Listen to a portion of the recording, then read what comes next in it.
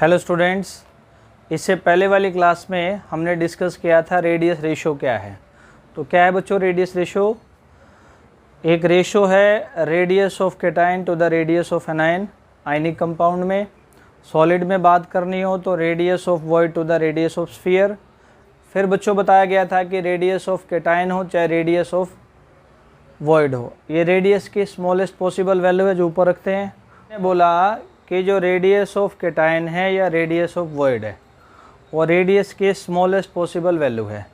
ऐसे बच्चों radius of जो एनायन है या रेडियस ऑफ स्फीयर है वो रेडियस की लार्जेस्ट पॉसिबल वैल्यू है। ठीक है, यानी स्मॉलेस्ट वैल्यू ऊपर है, लार्जेस्ट वैल्यू नीचे है। कुल मिला के बच्चों रेडियस रेशो में स्मॉलेस्ट वैल्यू भी आ रही है और लार्जेस्ट वैल्यू भी आ रही है। तो मैंने बताया था आपको कि रेडियस रेशो अपने आप में रेडियस एक का क्या है, एक लिमिटिंग वैल्यू को शो करता है। अब बच्चों उसी में आगे बढ़ते हैं और अगली चीज़ पढ़ते हैं हम इसमें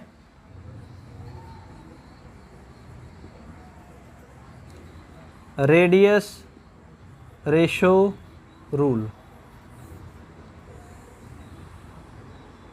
है। क्या ये रिलेशन बिटवीन रेडियस रेशो जो बताया मैंने, एक बात कोऑर्डिनेशन नंबर जो पैकिंग में देख रहे थे कि एक स्फीयर को कितने स्फीयर सराउंड करेंगे, और बच्चों स्ट्रक्चर ऑफ सॉलिड क्या क्या बताया मैंने, relation between radius ratio, coordination number and structure of solid is called radius ratio rule. लिखते हैं definition, it is relation between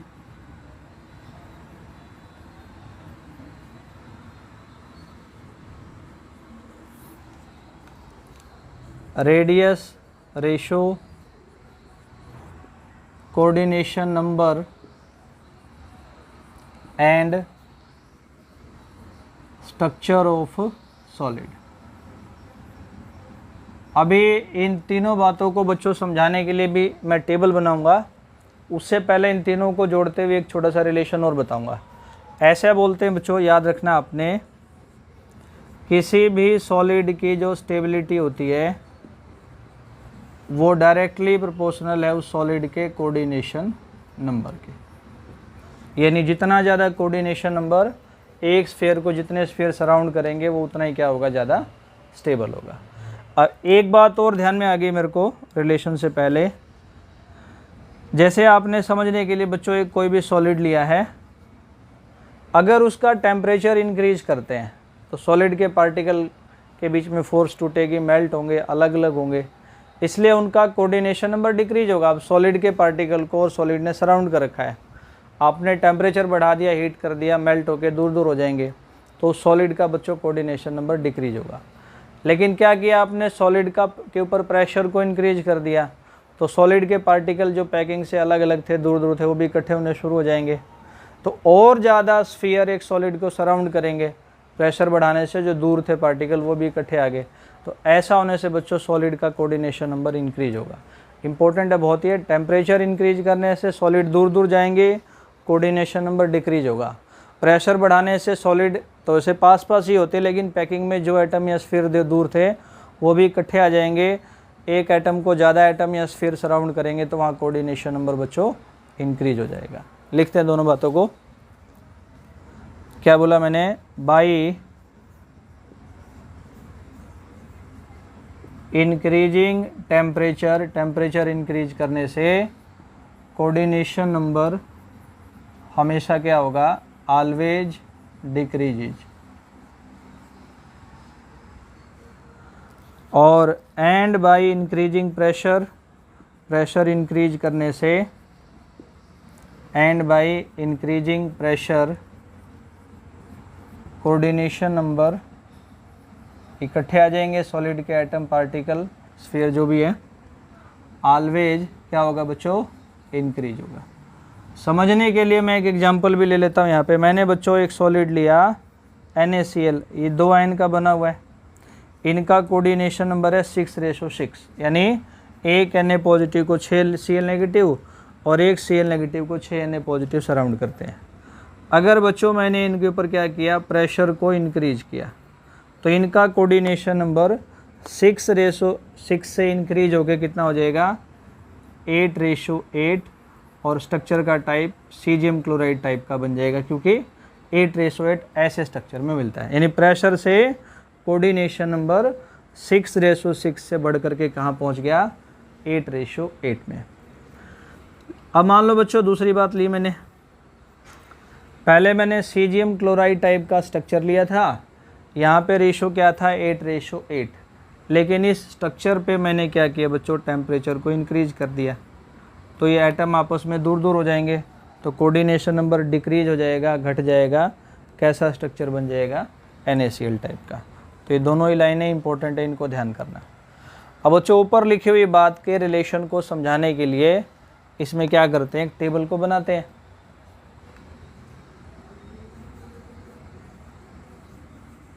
पहले कॉलम में लिखेंगे बच्चों रेडियस रेशो टेबल में, दूसरे कॉलम में लिखेंगे बच्चों कोऑर्डिनेशन नंबर, तीसरे कॉलम में लिख देंगे बच्चों सॉलिड का कैसा स्ट्रक्चर है। तीनों का रिलेशन है ना, रेडियस रेशो का, कोऑर्डिनेशन नंबर का और बच्चों किसका, स्ट्रक्चर का। शुरुआत करते हैं रेडियस रेशो मतलब radius of cation to the radius of anion का रेशो, या radius of void to the radius of sphere का रेशो। अगर बच्चों रेडियस रेशो 0.115 से 0.225 के बीच में है, यहाँ समझना ये कैटायन का रेडियस होगा, ये एनायन का रेडियस होगा, या ये वॉइड का रेडियस होगा, ये स्फीयर का रेडियस होगा। यानी ये स्मॉलेस्ट पॉसिबल वैल्यू होगी रेडियस की रेडियस रेशो में, ये बच्चों लार्जेस्ट पॉसिबल वैल्यू होगी रेडियस की रेडियस रेशो में। तो यहाँ पे कोऑर्डिनेशन नंबर आएगा बच्चों कितना, 3। और 3 वाला स्ट्रक्चर कैसा होता है, ट्रायंगुलर, 3 साइड होंगी। दूसरा बच्चों अगर रेडियस रेशो है 0.225 से लेकर के 0.414 के बीच में, कैटायन का रेडियस, एनायन का, वॉइड का, स्फीयर का, कोऑर्डिनेशन नंबर 4 है और स्ट्रक्चर कैसा होगा बच्चों, टेट्राहेड्रल। तो तीनों का रिलेशन समझ आ रहा है ना। अगर रेडियस रेशो इस रेंज में है तो कोऑर्डिनेशन नंबर 4 है, कैसा स्ट्रक्चर बनेगा, सॉलिड का टेट्राहेड्रल। अगर रेडियस रेशो इस रेंज में है तो कोऑर्डिनेशन नंबर 3 है, कैसा स्ट्रक्चर बनेगा, सॉलिड का ट्रायंगुलर। अगली बात, अगर रेडियस रेशो 0.14414 से लेके 0.732 के बीच में है तो 6 कैसा स्ट्रक्चर होगा इसका, ऑक्टाहेड्रल। और अगर 0.732 से लेके 1 के बीच में है तो 8 कैसा होगा, ये क्यूबिक। तो बच्चों अब इनके ऊपर बेस्ड कुछ क्वेश्चन है, ये प्रूव भी करके बताऊंगा मैं। क्वेश्चन देखते हैं। मान लिया बच्चों ये आ गया पहला question, if radius of cation is 110 picometer, 110 picometer है, रेडियस ऑफ एनायन है बच्चों 55 पिकोमीटर। आपसे बोल दिया जाए find the type of structure, इस रेडियस के बेसिस पे किस टाइप का स्ट्रक्चर होगा।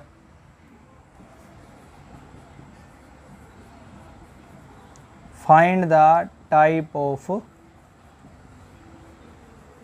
स्ट्रक्चर। तो आपने बच्चों ये नहीं सोचना है क्या स्ट्रक्चर बनाएंगे, क्या करेंगे, क्या नहीं करना। आपने एक ही काम करना है, टाइप ऑफ स्ट्रक्चर फाइंड करना आ जाए, कोऑर्डिनेशन नंबर फाइंड करना है, तो सीधा आपने बच्चों इसका रेडियस रेशियो निकालना। पहले रेडियस ऑफ कैटायन, इधर सीधा radius ratio, radius ratio, radius of cation है बच्चों, ये थोड़ी सी बेटा स्टेटमेंट में मिस्टेक हो गई। कैटायन का लो 55, एनायन का लो 110। कैटायन का रेडियस है 55, एनायन का है 110। डिवाइड करो, मेरे ख्याल से 1/2 आ जाएगा, 0.5 आएगा। बेटा यहाँ टेबल में मैच करना, 0.5, तो 0.5 इसके बीच में आएगा ना, 0.4 और 0.7 के यहाँ नहीं आएगा, ये तो 0.2 0.4 है। 0.5 बच्चों इन दोनों के बीच में आएगा, तो इसमें होगा रेडियस रेशो, तो स्ट्रक्चर कैसा होगा, उस सॉलिड का ऑक्टाहेड्रल होगा। सॉलिड का स्ट्रक्चर हो गया ऑक्टाहेड्रल। एक क्वेश्चन और करते हैं, ऐसा ही आ जाए बच्चों। रेडियस ऑफ कैटायन दे दिया आपको 100 नैनोमीटर, रेडियस ऑफ कैटायन दे दिया, रेडियस ऑफ एनायन दे दिया 200 नैनोमीटर, तो वही आ जाएगा सेम 300 बच्चों। आपसे पूछ लिया जाए फाइंड करो कोऑर्डिनेशन नंबर, क्या फाइंड करो, कोऑर्डिनेशन नंबर। तो मैंने क्या सिखाया आपको, कोऑर्डिनेशन नंबर फाइंड करना आ जाए, स्ट्रक्चर फाइंड करना आ जाए, तो आपने क्या करना है बच्चों, वहाँ पे रेडियस रेशो निकालना है। ये टेबल है जो इसको आपने हमेशा ध्यान में रखना है वैल्यू को देखने के लिए।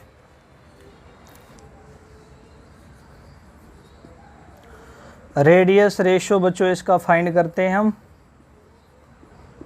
रेडियस ऑफ कैटायन कितना आपके पास 100 है, divided by radius of anion कितना है 300 है, कट गया 1/3.33 आ गया।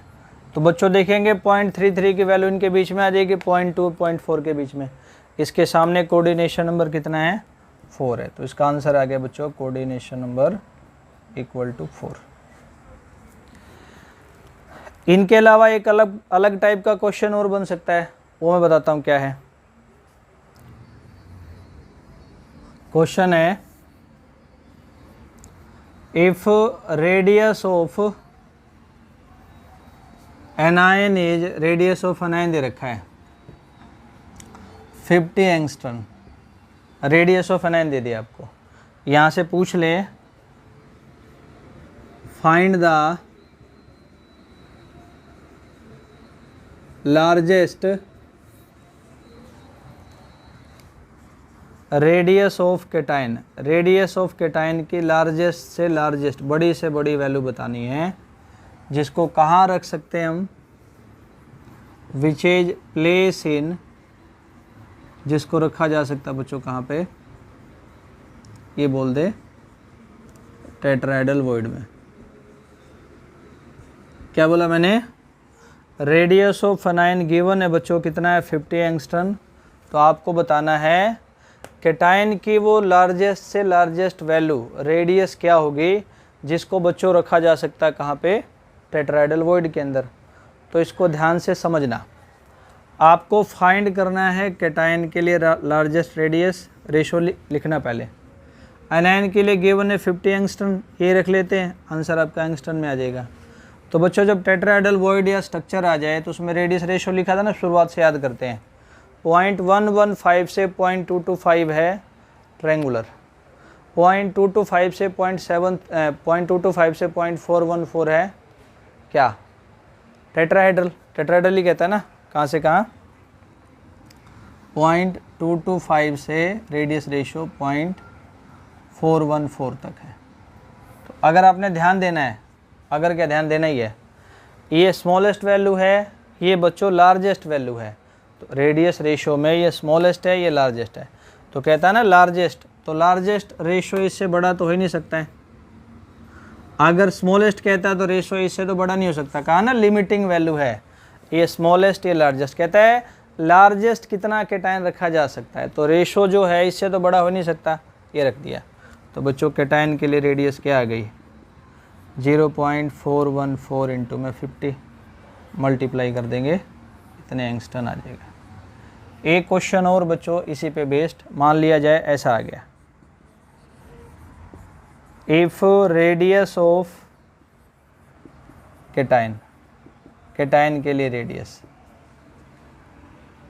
इज 30 पिकोमीटर, कैटायन का रेडियस दे दिया, आपसे कह they find the smallest value of radius of anion, smallest value बतानी है एनायन की रेडियस के लिए, जिसको कहाँ रख सकते हैं हम, विच इज प्लेस इन, कहाँ रख सकते हैं जिसको हम, ऑक्टाहेड्रल वॉइड के ऊपर। तो बच्चों इसमें पूछ लिया है स्मॉलेस्ट वैल्यू। शुरुआत आपने न्यूमेरिकल के रेडियस रेशो से ही करनी है। रेडियस ऑफ केटाइन पिकोमीटर में है, 30 पिकोमीटर रखते हैं, एनायन का पिकोमीटर में आ जाएगा। एनायन का आपने स्मॉलेस्ट रेडियस फाइंड करना है। कौन से वॉइड, कौन से स्ट्रक्चर में, ऑक्टाहेड्रल में। टेबल को याद करते हैं बच्चों। अगर रेडियस रेशो 0.115 से 0.225 के बीच में है ट्रायंगुलर, 0.225 से 0.414 के बीच में है टेट्राहेड्रल आपने किया है, और यहाँ बात है ऑक्टाहेड्रल की, यानी रेडियस रेशो कहाँ से कहाँ तक आएगा, 0.414 से लेके 0.732 के बीच में। कहता है बच्चों स्मॉलेस्ट वैल्यू, देखें स्मॉलेस्ट वैल्यू ये है, लार्जेस्ट ये है, यानी रेडियस रेशो इससे स्मॉलेस्ट नहीं हो सकता इस रेडियस की वैल्यू से, रेडियस रेशो इससे लार्जेस्ट नहीं हो सकता इस रेडियस की वैल्यू से। स्मॉलेस्ट कहता है तो कहाँ रख लेंगे, क्या वैल्यू रख लेंगे, 0.414। जैसे इसमें लार्जेस्ट कहता था, लार्जेस्ट वैल्यू रख ली थी। तो रेडियस ऑफ एनाइन फाइंड करना आपने, ये 30 से आकर के डिवाइड हो जाएगा। तो बच्चों ऐसे आपके क्वेश्चंस बन सकते हैं रेडियस रेशो रूल से रिलेटेड। अब देखते हैं significance of radius ratio. Radius ratio का क्या सिग्निफिकेंस है, यूज है, एप्लीकेशन है।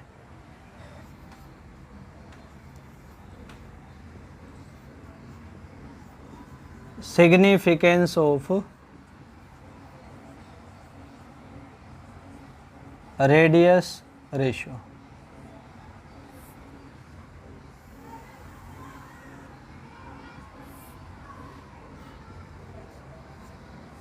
तो बच्चों अभी तक जो जो पढ़ा उसी को लिखना है।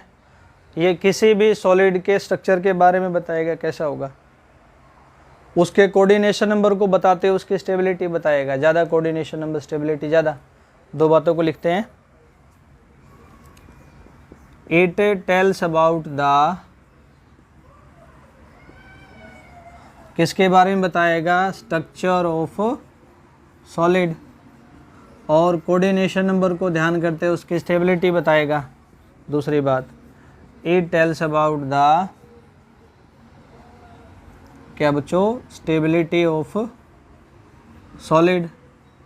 अगली बात ये भी बताएगा ना कि किस साइड का वॉइड किसी स्ट्रक्चर में फिक्स हो सकता है। जैसे समझने के लिए बच्चों मैंने कहा क्यूबिक वॉइड, उसमें रेडियस रेशो कितना है, 0.732 से लेके 1 तक, यानी जो वॉइड रखा जाएगा उसका जो साइज है वो 1 से ज़्यादा नहीं होना चाहिए, नहीं तो उसमें आएगा ही नहीं।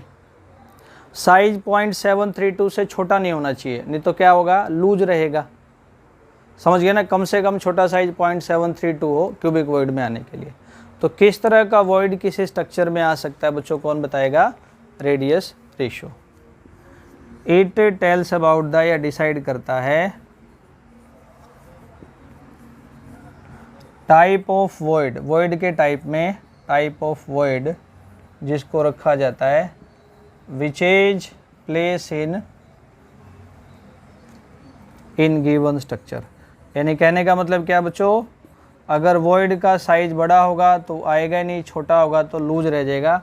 ऐसा रेडियस रेशो को पढ़ करके पता लगता है। अब बच्चों हम पढ़ेंगे कि जो हर एक टाइप के आप वॉइड स्ट्रक्चर देख रहे थे, रेडियस रेशो की वैल्यू देख रहे थे, उस वैल्यू को हम कैसे प्रूफ कर सकते हैं। रेशो जो लिखे थे उनको हम प्रूफ कैसे कर सकते हैं। स्टार्ट करते हैं सबसे पहले, रेडियस रेशो ऑफ, किससे बच्चों, ट्रायंगुलर वॉइड के रेडियस रेशो से। ट्रायंगुलर वॉइड वो होगा जो कितने स्फीयर से घिरा होगा बच्चों, 3 से घिरा होगा। बना करके दिखाता हूँ मैं आपको थोड़ा सा, ऐसा कुछ।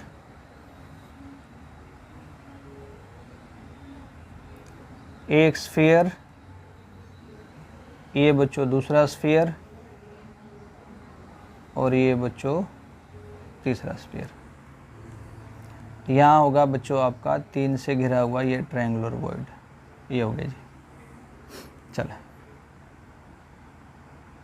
इसके सेंटर को स्फीयर के सेंटर से मिलाया, इसके सेंटर को स्फीयर के सेंटर से, इनको आपस में मिला दिया। समझना बच्चों, ये पॉइंट ए हो गया, ये पॉइंट बी हो गया, ये वाला पॉइंट जो बोल रहा हूँ ये सी हो गया। ठीक है, यहाँ तक। एक पॉइंट यहाँ भी है बच्चों, ये हम डॉटेड लाइन मिला दी समझने के लिए। ठीक है, यहाँ तक। एक चीज बच्चों लेट करके चलेंगे, small R is the radius of void. किसका रेडियस है? वॉइड का। Capital R is the radius of sphere. अब बच्चों आपने बड़े ध्यान से समझना है, मैं इस ट्रायंगल की बात कर रहा हूँ। ये डी पॉइंट ले लो। ट्रायंगल ए बी डी में बच्चों एंगल ए 60 होगा। ये ट्रायंगल ए बी डी बोल रहा हूँ मैं, ध्यान से सुनना। एंगल बी भी 60 होगा, डी भी 60 होगा। लेकिन मैं छोटा ट्रायंगल ले लूँ ए सी बी, इसके अंदर बेटा अगर ये पूरा एंगल बड़ा 60 था तो ये कितना होगा आपका? 30 होगा। समझ रहे हैं? यहाँ से यहाँ तक बेटा पूरा 60 था तो ये 30 हो गया। ठीक। अब अगली चीज़ बच्चों, ये मैंने एक यहाँ से परपेंडिकुलर ड्रा कर दिया। मैं यहाँ डॉट डॉट पे बना देता हूँ। ये परपेंडिकुलर ड्रा कर दिया मैंने यहाँ से यहाँ। ये point A B C D ये मान लो ई हो गया। समझ आया बच्चों क्या बोला मैंने? ये छोटी ट्रायंगल ले ली ए सी ई, इसको सिर्फ ट्रायंगल ले ली हमने ए सी ई। तो मैथ में बच्चों अगर कोस 30 की वैल्यू लिखेंगे, कोस की वैल्यू लिखेंगे 30, तो एंगल 30 लिखा। कोस की वैल्यू क्या है? Perpendicular by hypotenuse. परपेंडिकुलर कितना है? यहाँ पे ए ई। और बच्चों हाइपोटेन्यूज कितना है? ए सी। परपेंडिकुलर बाई हाइपोटेन्यूज, कोस 30 की वैल्यू √3/2। ए ई क्या है? ये तो स्फीयर का ही रेडियस है, कैपिटल आर। ध्यान से समझना मैं क्या कह रहा हूँ। फिर क्या? ए सी। ध्यान से देखिए बच्चों, ए सी, ए से लेके यहाँ तक तो कैपिटल आर स्फीयर का रेडियस है, अंदर वॉइड का छोटा सा रेडियस है, तो दोनों को जोड़ देंगे। ए सी क्या आ जाएगा? स्फीयर का रेडियस, यहाँ से यहाँ तक अंदर क्या है फिर? वॉइड का रेडियस। ठीक। अभी दोनों साइड को पलट दो, इसको दोनों को पलटेंगे तो क्या बनेगा बच्चों? ये 2/√3 बन जाएगा। इधर क्या बन जाएगा? Capital R plus small R upon में कैपिटल आर। सारा पलट दिया। ये 2 अपॉन में √3 आ गया। ये capital R by capital R 1 आ जाएगा, यहाँ small R by capital R. ये रेशो निकालना आपको। ये कैटाइन मान लो, ये 9, ये वॉइड, ये स्फीयर, तो 2/1.732 - 1 सोल्व करेंगे तो लगभग ये वैल्यू आपकी आ जाएगी। तो ऐसे बच्चों हम ट्रायंगुलर वॉइड के अंदर, ट्रायंगुलर स्ट्रक्चर के अंदर रेडियस रेशियो को क्या कर सकते हैं? प्रूफ कर सकते हैं। अब बच्चों आगे पढ़ते हैं।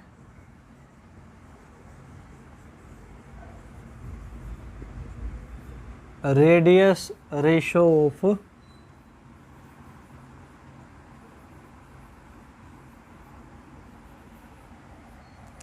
Tetrahedral void. टेट्राहेड्रल वॉइड क्या? जो वॉइड बच्चों 4 स्फीयर से घिरा हो, सराउंडेड हो। पहले बनाते हैं इसको।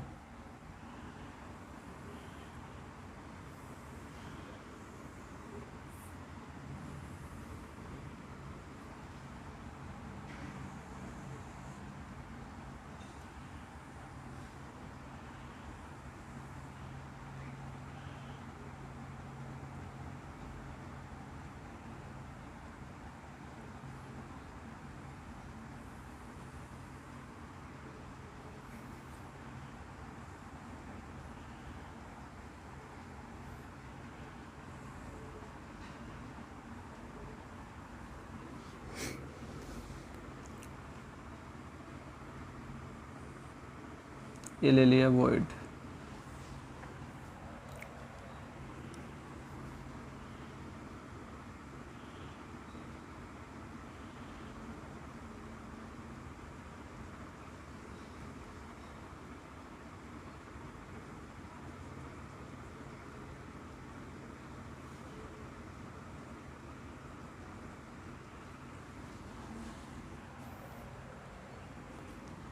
एक स्फीयर,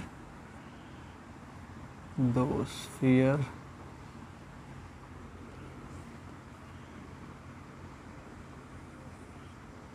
तीन, वर्ड थोड़ा सा छोटा बना लो ताकि वर्ड लगे इनसे। ये स्फीयर थोड़ा सा बड़ा बना दो, इसको भी थोड़ा बड़ा बना देते हैं।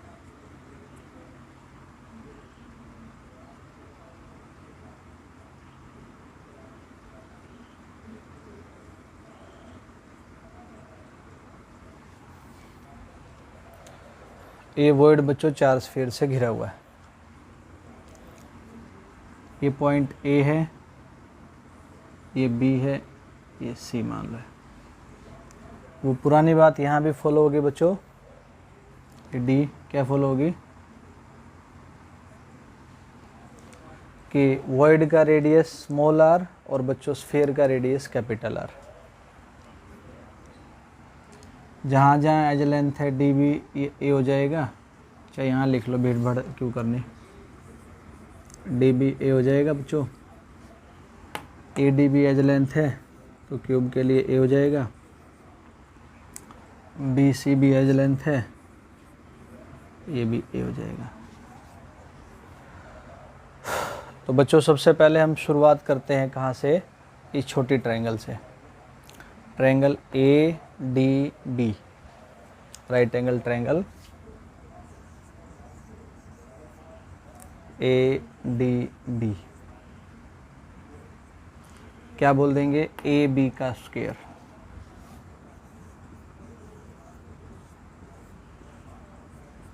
किसके इक्वल होगा ए बी का स्क्वायर, ए डी का स्क्वायर प्लस डी बी का स्क्वायर। ए डी का स्क्वायर प्लस डी बी का स्क्वायर। ए डी की वैल्यू क्या है, ए का स्क्वायर, बी डी बी क्या है आपका, या डी बी जो भी है ए ही है, कुल मिला के 2a का स्क्वायर। ए भी देखिए अब ध्यान से, ए है ये, बी है स्फीयर। तो जब बच्चों पैकिंग होगी तो ए और बी एक दूसरे के टच में होंगे। Sphere of radius capital R, इसका भी कैपिटल आर। तो ए बी की जगह आप रख सकते हैं 2r पूरे का स्क्वायर, स्क्वायर इस साइड ले जाओ तो 2r equal to root 2a। ये बन गई इक्वेशन 1। मैंने छोटी ट्रायंगल को पकड़ा, पाइथागोरस लगाया और एक इक्वेशन को बनाया। अब बच्चों बड़ी ट्रायंगल, बड़ी राइट एंगल ट्रायंगल पकड़ते हैं, ए बी सी।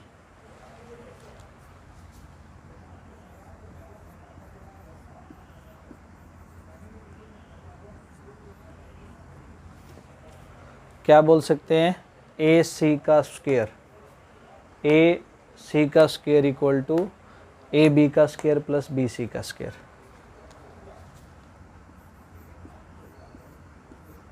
ए सी का square equal to A B का स्क्वायर, ये रहा जी ए बी, बी सी का स्क्वायर।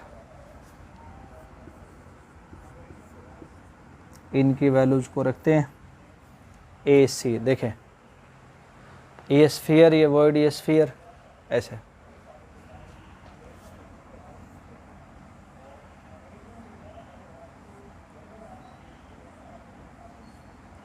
ये फिर स्फीयर।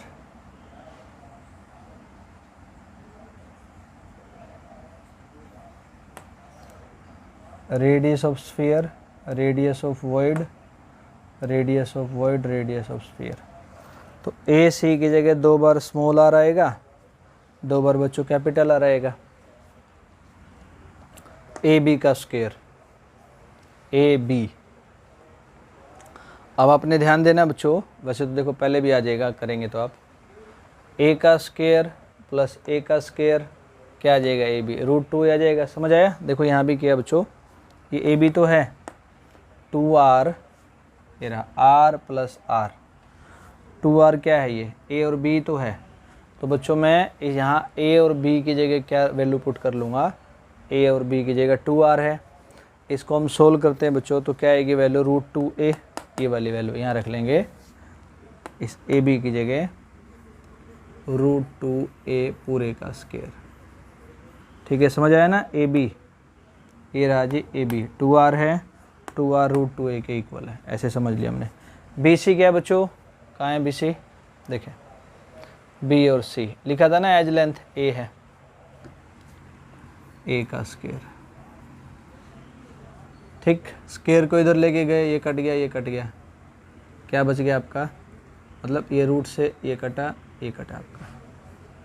मैं पूरा करके दिखा देता हूँ। यहाँ पे क्या है, 2a का स्क्वायर है प्लस a का स्क्वायर है, क्या आएगा 3a का स्क्वायर आएगा, ये स्क्वायर आके इधर रूट बना देगा, तो √3a आ जाएगा, ये इक्वेशन 2 आ जाएगी, ये रूट स्क्वायर उधर चला गया था, ऐसा। इक्वेशन 2 को बच्चों 1 से डिवाइड कर दो।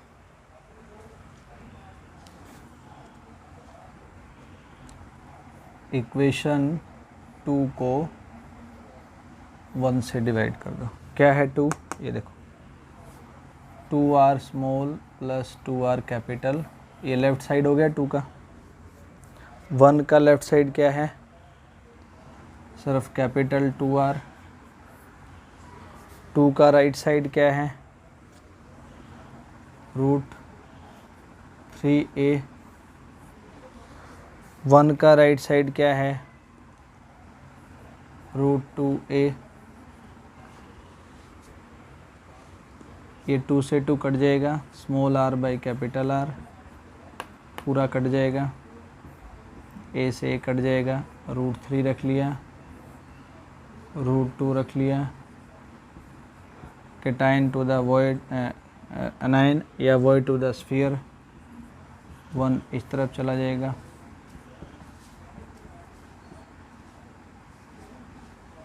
सोल्व करेंगे, इसकी वैल्यू क्या आ जाएगी, पूरा सोल्व करेंगे तो सोल्व करेंगे वैल्यू क्या आ जाएगी 0.225।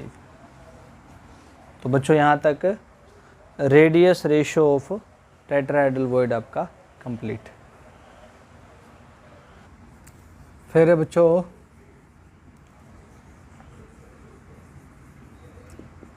रेडियस रेशो ऑफ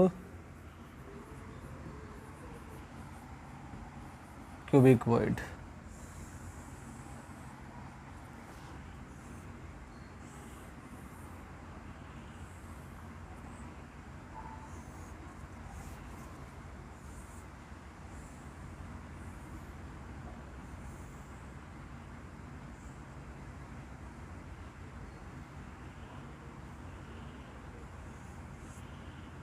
ये सब स्फीयर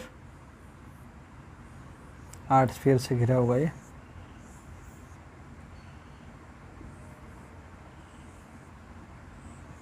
यहाँ वॉइड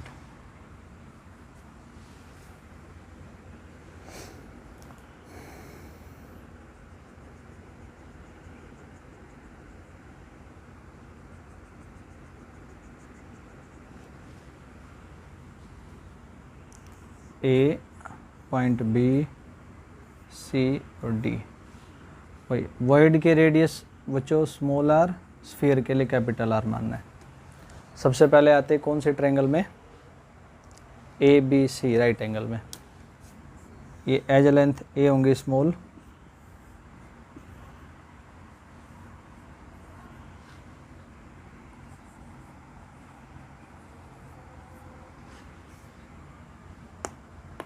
ए सी का स्क्वायर क्या हो जाएगा,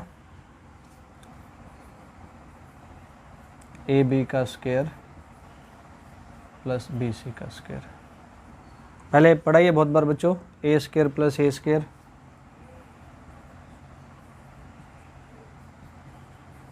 to A square A C equal to √2a। A C की वैल्यू आ गई √2a। ट्रायंगल ले लो A C D, A C D. A D का स्क्वायर क्या बन जाएगा,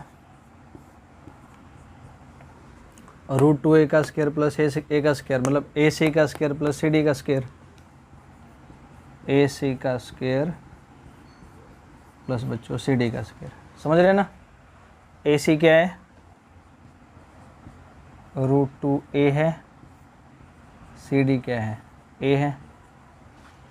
पहले ट्रायंगल ABC ली, AC की वैल्यू निकाली, फिर ट्रायंगल लिया ACD, अब यहाँ से क्या निकाल रहे हैं? AD की वैल्यू, क्योंकि वॉइड इसके अंदर है, ये आ गया। इसको सोल्व करते हैं। AD का स्क्वायर क्या आ गया? √2a से ये कट गया तो 2a का स्क्वायर, रूट कटा तो a का स्क्वायर क्या आ गया? √3a। अब AD क्या हो सकता है बच्चों? देखो इधर अलग से बना लेते हैं। AD capital R small r capital R, यानी 2 बार स्मॉल r 2 बार कैपिटल R। A क्या हो सकता है बच्चों? A का ही ले लो, capital R plus capital R।